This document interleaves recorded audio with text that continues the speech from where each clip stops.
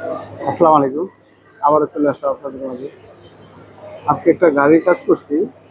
এই গাড়িটা আমাদের সাথে কন্ট্যাক্ট করছে ওই ভদ্রলোক বিদেশ থাকে।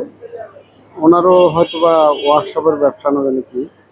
তো বিদেশ থেকে কথা বলার পরে আমাদের সাথে কথা ২ দিন বলার পরে আমাদের সাথে ফাইনাল হয়েছে এবং কত টাকা দিতে হইব, কি আসে বিষয় সব বিস্তারিত জানার পরে আমাদের কাছে গাড়ি পাঠাইছে।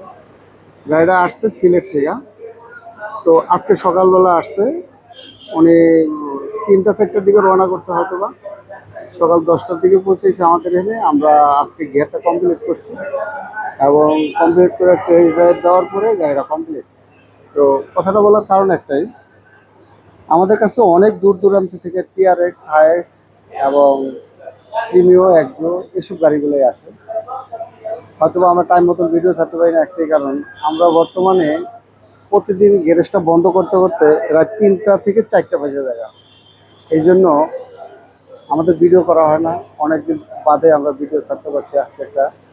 তো আপনারা যারাই আসেন হয়তোবা আমাদের সাথে যোগাযোগ করে আসবেন।